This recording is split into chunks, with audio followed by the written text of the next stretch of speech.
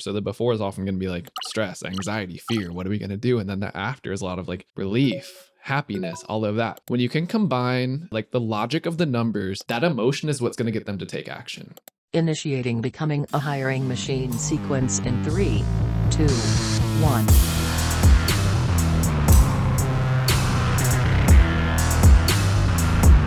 Hey everyone, it's Sam Keenly, and welcome back to Becoming a Hiring Machine. This is the show dedicated to fixing recruitment by going beyond saying what needs to change and instead teaches you how to make that change.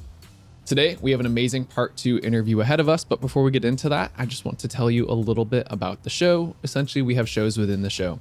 Some days, like today, we have interviews with industry thought leaders and others who are shaking up the space, and they're going to teach you how to do something that they do that's helped them be successful. Some days we'll cover trending topics, items that recruiters are talking about or will be very soon and what those mean for them. Each Tuesday, drop by for a Tactical Tuesday episode where we go deep on how to do something that can help you start driving better results in your day-to-day as soon as you finish listening. Every now and then, we open it up for Q&A. Listeners can drop in questions that they'd like to hear us take on, so send those over to us at podcast@loxo.co. And occasionally you'll hear a mic drop episode from Matt where he stops by to share something that he's been thinking about within the recruitment space and wants to share with you. All right, so as I said, today, part 2, we have Will McGhee coming back as we continue the conversation around building a data-driven recruiting process. So if you haven't yet listened to part 1, make sure you go and check out episode 24, where we discussed how to uncover your unique selling position. And today we're going to build off of that conversation as we get into how to use the data to craft your messaging and the angles that you'll want to take in order to attract the right people to your company. So with that, I'm excited to get back into round 2 with you. Will, welcome back. Thank you for having me back on, Sam. I appreciate it. Yeah, I love it. So I know we said go back and listen to episode 24, but right before we get into just like today's, how to start thinking about your messaging and angle and everything else, like, do you want to give a little quick, like 60-second run through of where we're coming from before we start diving into this?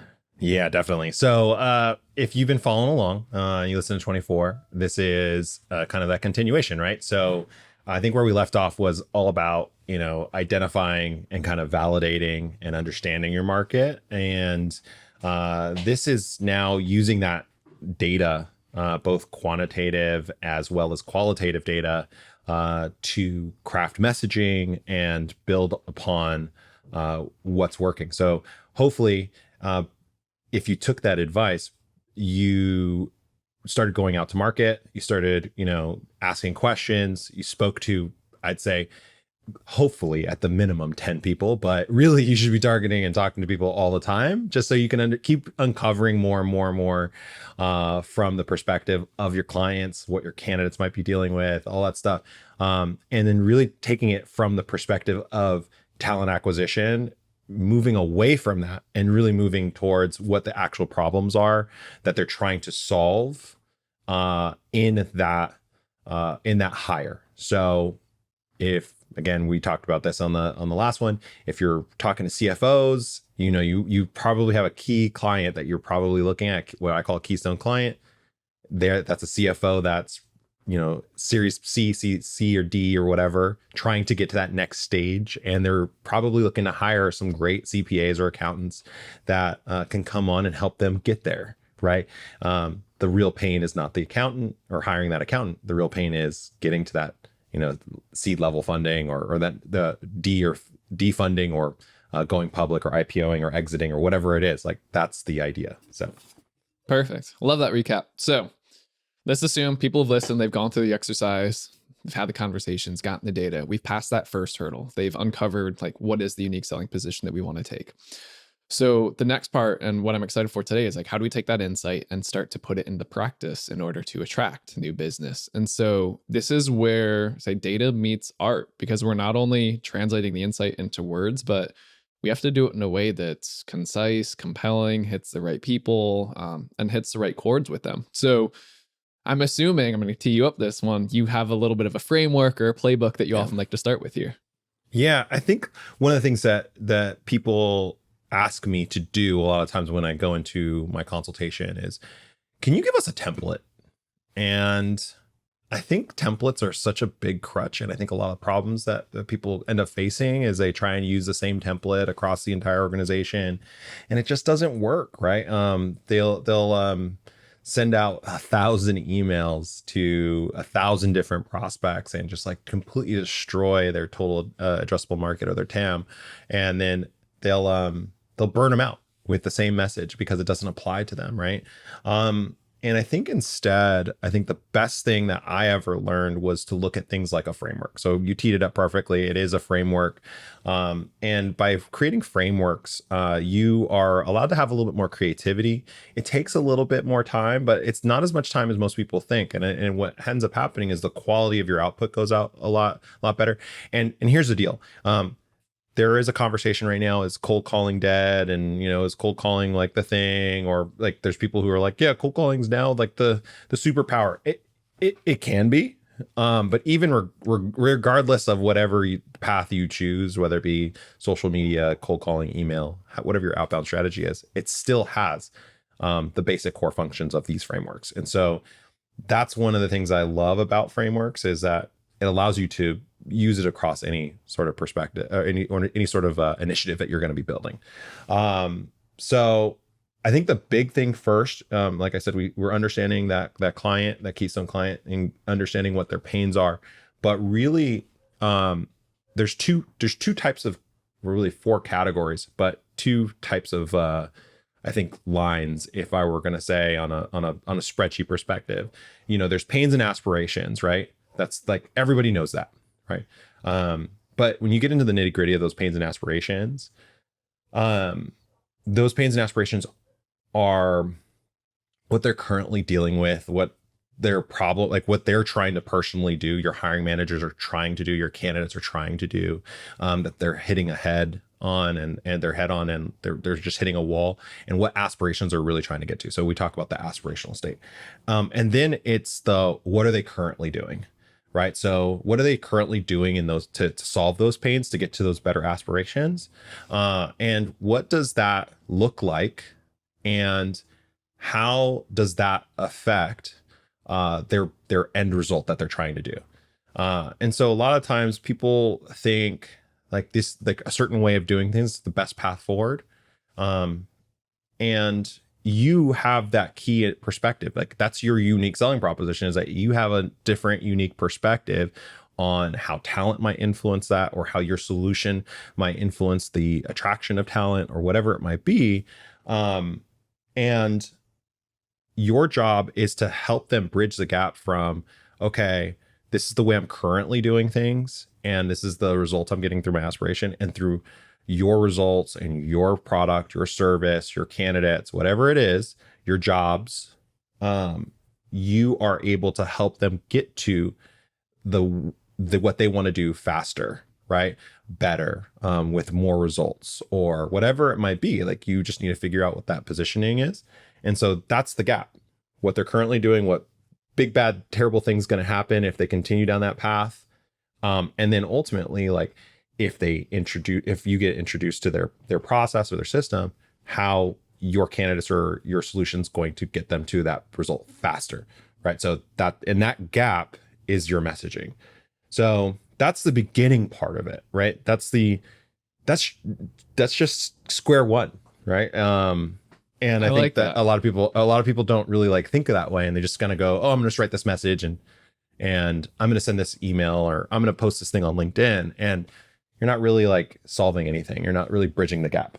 Yeah, it's an interesting perspective, that it seems like that should be common sense, but oftentimes we just kind of like to skip past it. So you said a couple of things in here that I do like. So I'm starting to see this more and more. So some people are taking that positioning approach of like old way, new way, current state versus ideal state.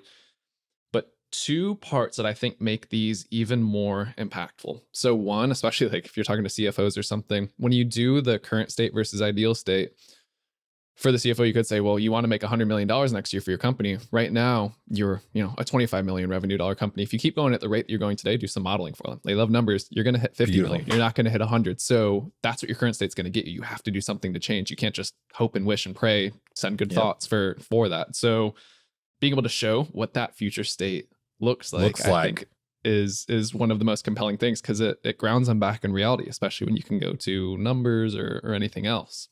One of my favorite exercises to do with my clients is the so what exercise. So if you think that your messaging is great, or you're like, oh, like our solution is the best and this is what we do, ask yourself, so what? And keep asking yourself, so what, until you get to like a core part. And that's the why conversation too. It's a similar one. Well, why does that matter? Why does that matter? But like the so what is like, yeah, like you can provide 100 candidates in the next like 10 hours or whatever it is, right? Like, let's say you're a volume-based recruiter.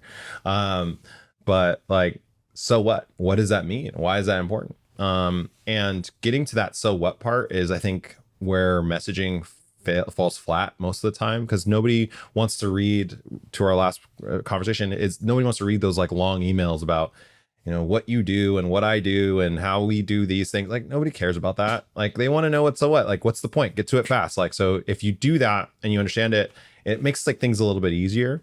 And there's a bunch of different frameworks. Like, you could, like, there's plenty, and that's the thing I love about it, is that you could play around based on like whatever kind of vibes with you a little bit better. You want to have different messaging. You might have a different hook. You might have an agitation framework, or, you know, a PPP framework, whatever you want to do. Like, it doesn't really matter. It's just like test and figure out what works and go from there. But yeah. Mm-hmm. So I've heard the, you know, why to get to the 5 whys or whatever it is, but I do like that. Yep. So what, because I think the approach is similar in that it's one that's going to force you to be concise. Like, why should I care? Especially if you're doing a cold outreach, cold email, whatever that is, they want to get to that. And the second part is it forces you to get out of some of these superficial metrics and things like, I can give you 100 applicants right now. It's like, so what? What are you trying to get to a placement? Oh, so that's what I should be talking about. Not the how many applicants, but yeah. So I like that. And then getting to a placement faster. So what? Why does that matter? Like, why do I care if I get, like, if I'm in no rush to hire this position, and then obviously you have probably a bad client or probably a bad prospect, but if there's no urgency behind it, like why should I be urgent? Like, why does it matter? So what, right? Like, so it's the so what is so you can get to your position faster. You can get to your aspiration faster. You can get that bonus, or, you know, you get that next round of funding, or you can have a better exit. Like, again, it's just like you're positioning things not in terms of like, I could provide you great candidates, and like nobody cares anymore. Again, like I'm really big right now on that recruiting is a 4-letter word, and anything related to recruiting, you just don't say it. Like, you try not to say it as much as you possibly can, because as soon as you hear it, as soon as your hiring manager hears it, especially in like these like tight funding situation environments, they're going to flip, they're going to switch off. We can't use recruiters. Like, and that's the immediate response. I can't use a recruiter. Great. Well, I'm not offering you a solution that's a recruiting solution. I'm offering you a solution that's, you know, going to get you to that $1 million funding. I'm going to get you better sales. And that is amazing when you can do it, because it is extremely powerful. Like, people don't realize how powerful it is. Mm-hmm. And the second part I like too, that is that it forces you to become the guide in the story. You're not the hero. You're not the saving grace. Yep. You're not the person that's going to come in. Like, you're like, this is what you want to achieve. I'm here to help you do that. Like, I'm just one of many things that's going to happen along the way, but make sure that you stay on that right path. So no one, especially right now, like, no one wants to be told you need to buy this, or, you know, my way is the best way. Come look at how great I am and my service and everything. They want to figure it out on their own, or figure out how to solve it. And when you let them do that, they will be so much more likely to embrace what you want to do, take your advice, follow the frameworks. And that's where you see the success. And then on top of that, like, so back to the 3% rule, right? So if 3% of people are in a buying mode, right? So at any given time, like, that's like the statistic. I mean, it changes, it fluctuates, or whatever it might be. But, you know, the general consensus is 3% of buyers are actually ready to buy. So if we look at what the trend analysis of what indicates someone's ready to buy, it's usually job posting, right? Okay, I'm putting a job posting, I'm ready to hire somebody. You are so late to the game if you're focusing on job postings. So the better position to be is at the different stages of awareness. So that way you can help guide them through the process of understanding like why your candidates are the best, or how you might evaluate your candidates, and how you present them, or whatever it might be, will help them get to, their ultimate aspirational state, right? So a lot of times, so if you haven't really dug into the 5 stages of awareness, or you don't know what that is, there's basically, let's just go with a real quick recap of that. That's unaware, there's problem aware, there's solution aware, and then there's product aware, and then there's ultimately you aware. And product aware is where people are, or most aware is the last stage. It's depending on what you want to say, but product aware is when they're on the job market, they're already posting the job. So that product aware stage, 3%. Everywhere else, like, you can start guiding them and giving them, like you said, like being the guide to that solution. And you got to be really, really creative on how you do it. And it all starts with your messaging. But you can't create the messaging if you don't know what you're going to be talking about, right? So that's where that like pain and aspiration, or what they're currently doing, or Jen, if you guys haven't followed Jen Allen, I can never say her last name, but Jen Allen is Lavender's like community manager or marketer. She's fantastic. Like, she's just created her own consultancy on this exact thing. It's called but she talks about it a lot, which right now it's all about cost of inaction. And when she talked about it, it was like really interesting, because like the way that she talks about it is, when you hear cost of inaction, or like going from problem aware or unaware to problem aware, is essentially what she's talking about. If the cost of inaction is doing the same thing that you're currently doing and ultimately getting to a certain result, like a lot of times as recruiters or as salespeople or as marketers, you think like, oh, I need to position like our business or us as the solution, or our candidates as a solution, for the cost of inaction being better. And it's not necessarily that. And I love how she actually breaks that down. She's like, that's completely self-serving, and it doesn't actually connect, because you're not talking about cost of inaction. You're talking about cost of action with you. So when you talk about cost of inaction, you're really talking about continuing down that path. Exactly what you just said, which is it's completely takes your product, your service, your solution out of the conversation. And instead you're saying, hey, you're on this trajectory path. I did this quick analysis of where you're at. If you go down this path, your goal is might be up to get to 100 million, but you're really like around 20, you're going to probably get to around 50 million in the next 2 years. Like, is that what you're seeing? Right. And now you're having you're opening the lines of communication.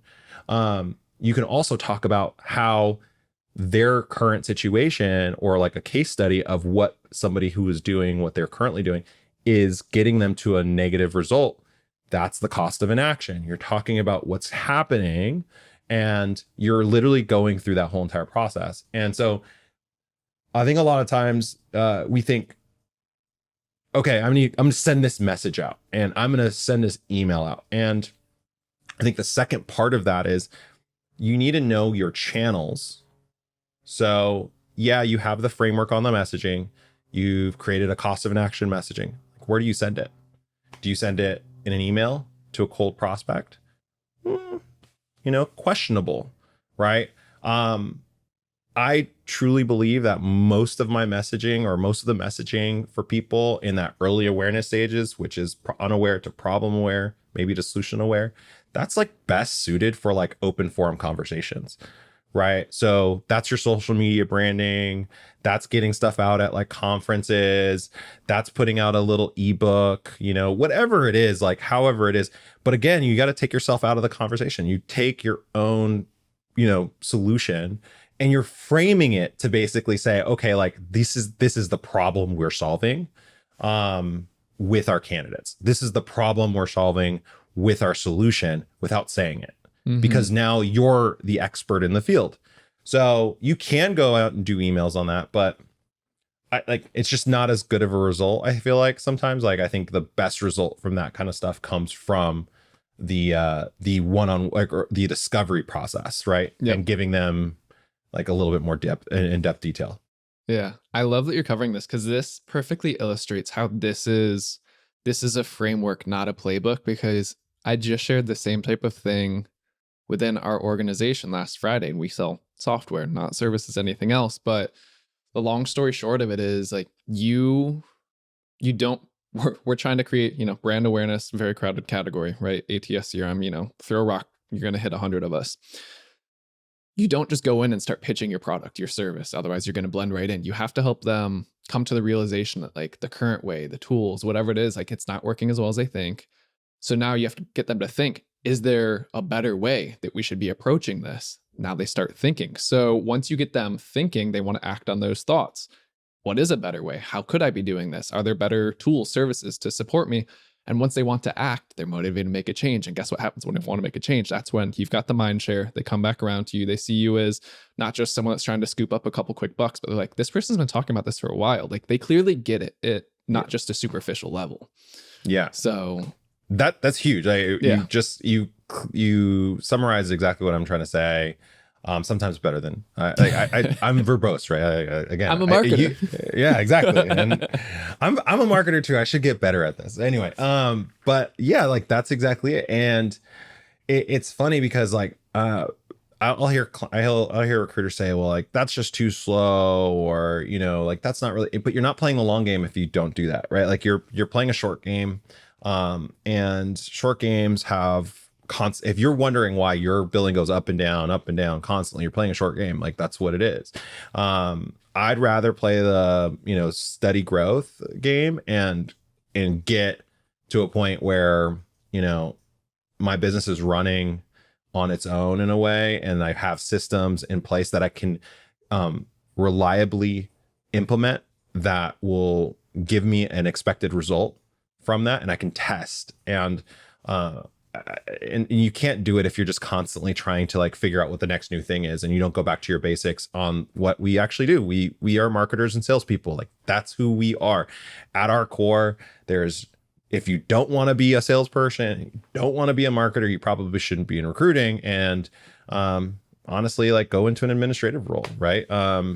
That's really what it is. And it's funny because I just got off a call with two lighthouse or keystone clients of mine, right? So what I love about what I talk about is I'm not just talking about it, I actually do it, right? So it's not something that I'm just like, oh, this is a theory and I'm like just trying to like play around. No, I test everything I'm talking about, and I do it with my clients on their business, and I also do it on my business, right? So like on my business, I just had two keystone clients reach out to me, and we set up meetings, and we're talking about, having our monthly implementation and go through all that stuff.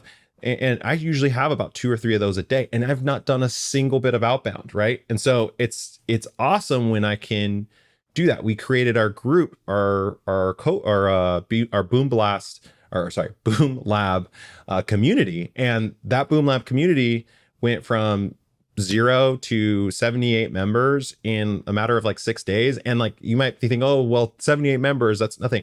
You're right, it isn't a lot, but each one of those 78 members, they're all my keystone clients. They're every single one of them are people I can help serve, I can help them build out a business.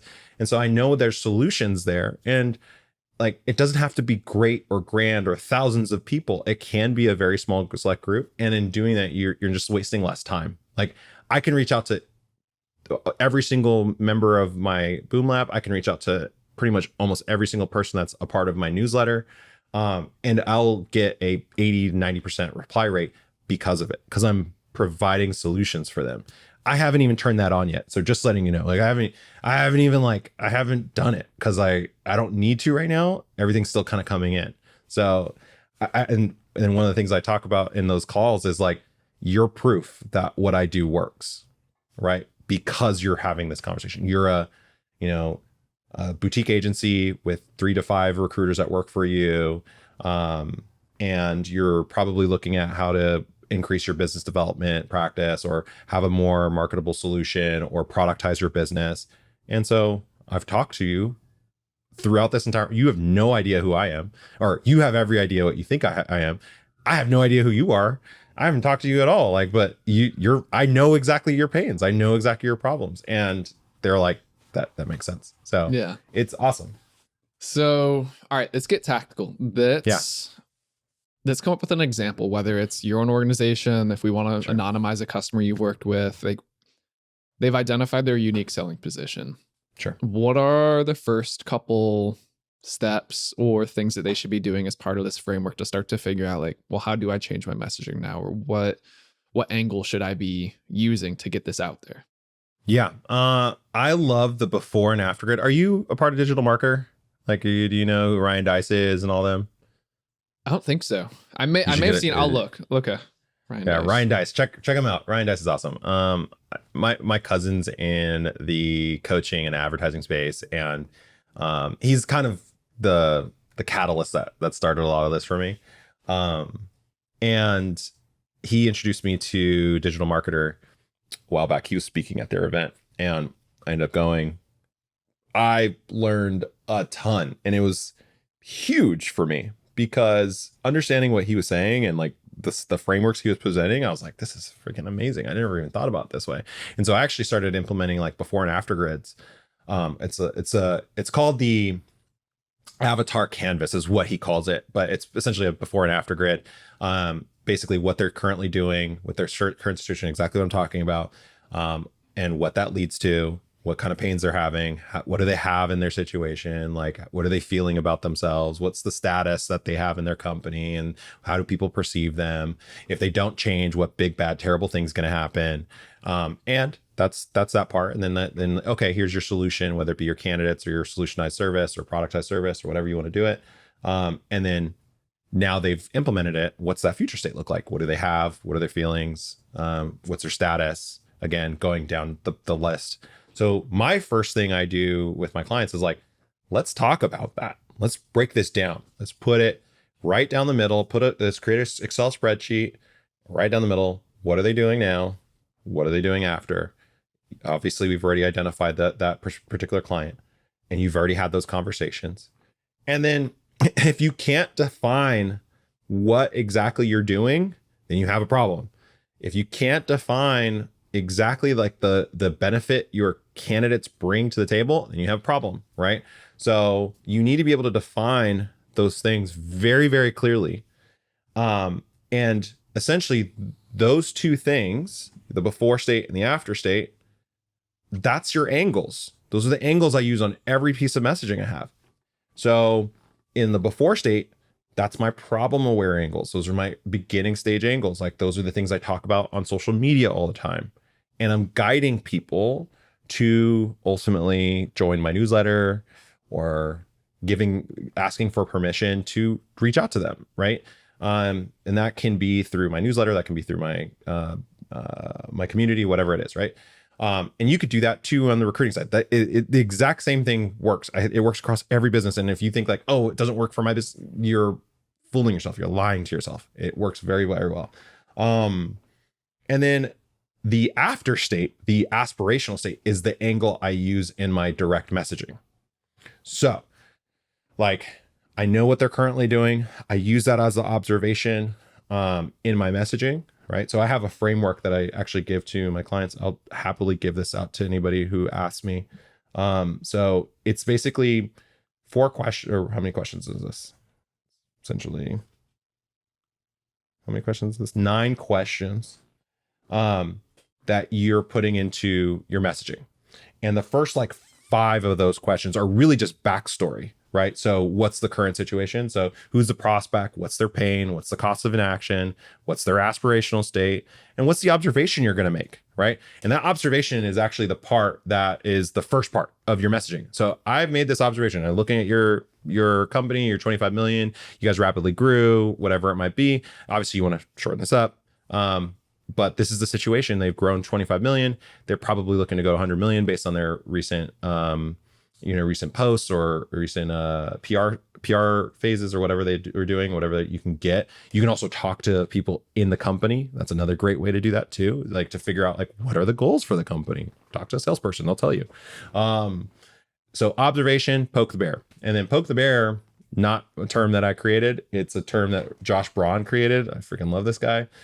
Because if you wanted a course that's not mine and you want to pay for it, go for Josh Braun's. He's got a great cold calling course called Poke the Bear. It's fantastic. $125. I get no fee for that anyway. But he's awesome. So his Poke the Bear situation is basically saying like, hey, okay, like this is the observation I have, aspirational state, do you feel like you're going to get there? Right? Do you feel like you're going to get to 100 million like in the next year? Right? And that's a quick question. It's just like, hey, like, or another way to do it is like, are you analyzing this data? You know, like, what are you using to analyze that data? Like, whatever it is, right? Like, that's poking the bear to get them to start thinking like, oh, well, maybe there might be a problem. There might be something I'm not looking at. And then you just basically create a transformational solution. So that transformational solution might be, on the CPA side is like, hey, I've got a great CPA that has led to this, this, and this, and this, and done this for this type of company. That's your transformational solution. If you have a solution, an actual solution, or an actual productized service, that might be like, that you created a marketplace for these types of candidates, whatever it might be, right? Like, I don't know. This is what I help you do if you want to actually build this out.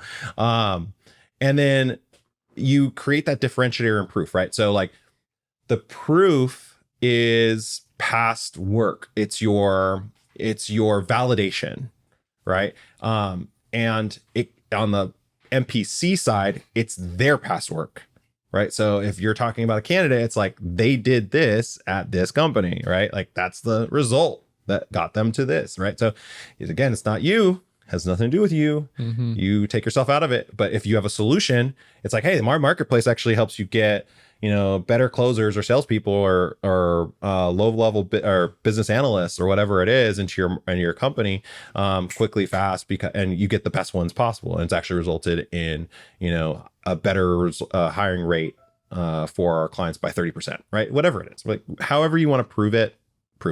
And then your offer and your CTA, right?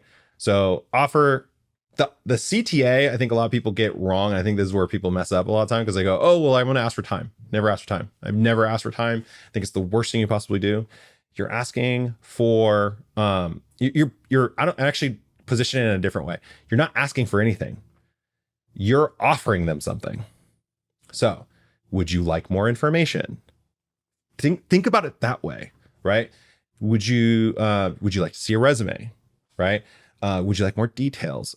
Could this help you out? Or could I give you something else to give you data on this, right? Like, and so by offering them something, would you like to look at this ebook that we did, right? And it's free, right? Or whatever. Could I send you a video message on this? Like if you wanted to offer a more in-depth video message that they can watch at another time, maybe you're better on person or better on a camera. Do it that way, right? So that's the CTA. And then lastly, it's the subject line.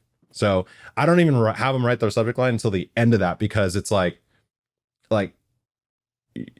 again, it's a catered thing, and you might have a bunch of different avatars or keystone clients that you created these avatars for before and after states for it, which you should probably have at least like 3 to 5 of them. But because you never know what's going to work, right?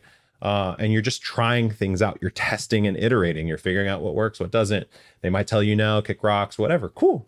Like, now that didn't work. And if you're analyzing the data, like you could tell like what's working, what's not, what's resonating, what's not.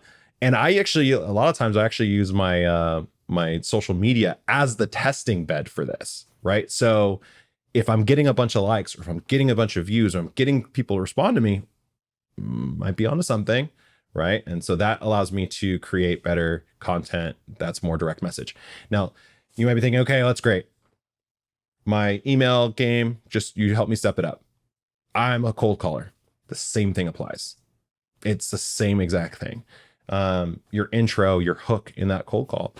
Hey, I'm calling because I looked at your data. I mean, it's just about tone at that point. So it might not, it'd be maybe a little bit less on, and you still have an angle, but your tonality matters. Like, so you're trying to understand them. The point of it is that you're not selling them anything. I'm not selling a damn thing. I am gathering data so I can best serve you.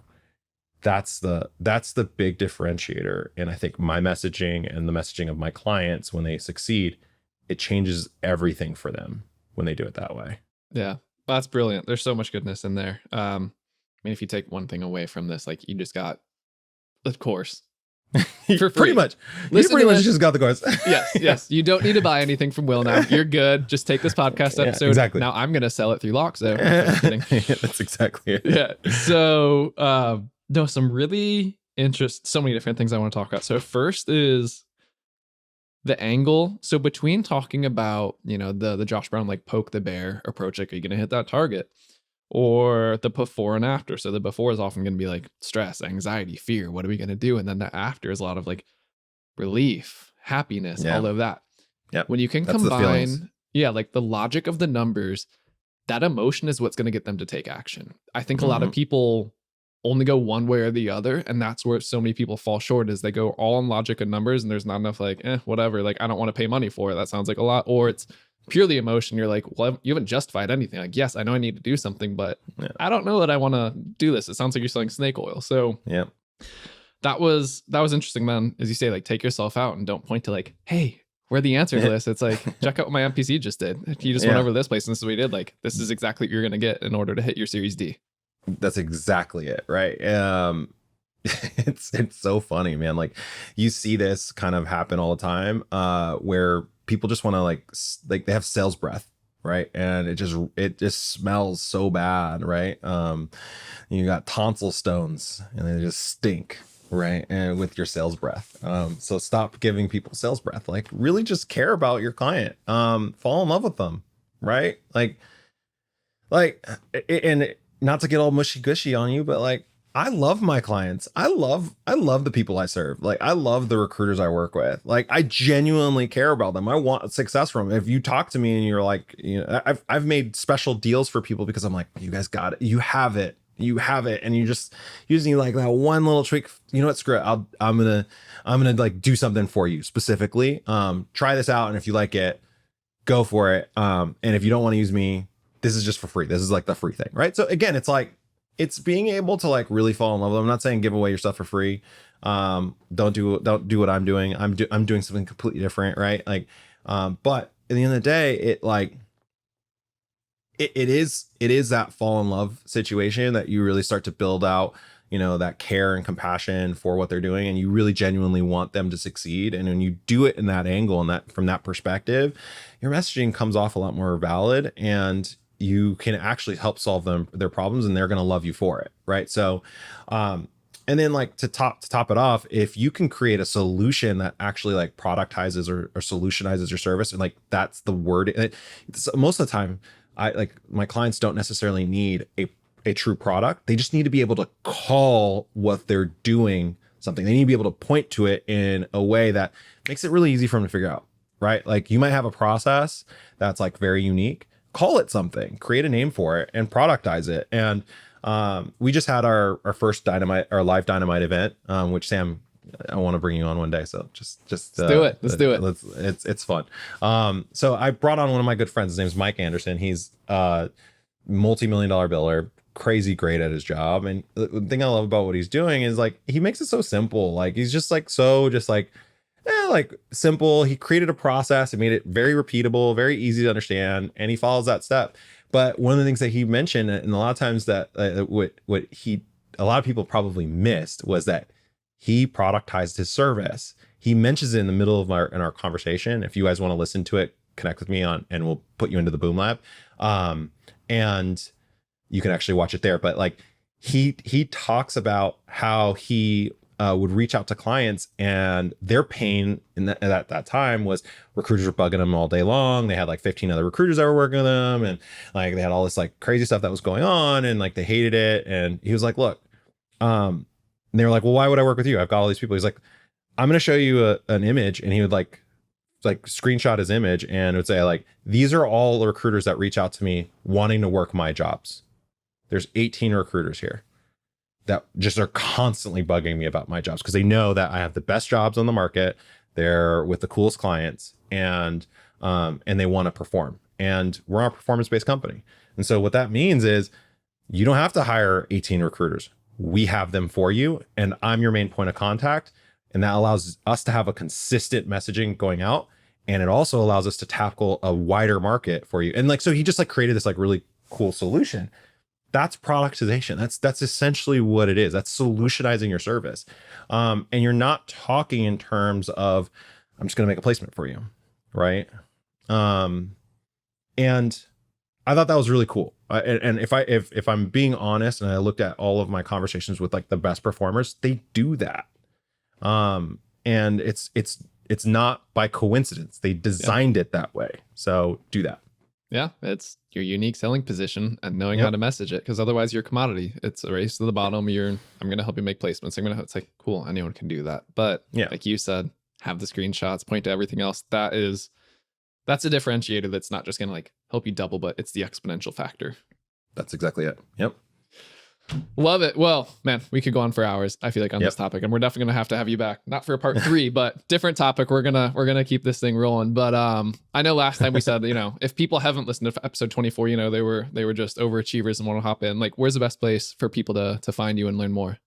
Yeah. So 3 places. LinkedIn, first and foremost. Reach out to me there. Connect with me. I am very active. I will answer all your questions there. Talk to you. I create great content there for you to help out. But my newsletter really dives into that.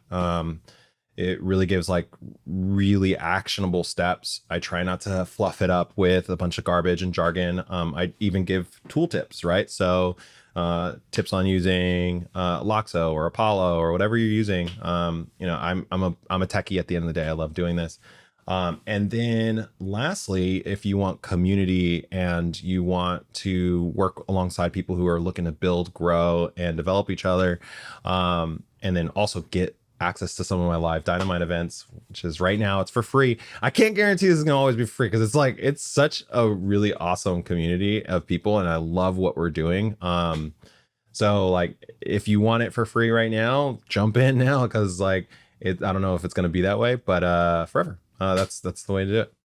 Perfect. Well, appreciate you coming on as always. Like, love the knowledge in this conversation. There's so much, and I know it's going to inspire recruiters. Like, they're going to be getting on this. They're going to be figuring out their unique selling position, the messaging, the angles, all that. Hopefully. So hopefully we get to hear from some that shoot us over those thoughts and have us either gut check them or just pick, what do you guys think? Love to do that. So cool, man. Well, everyone, that does it for today's show. That was yet another interview with Will McGhee. Until next time.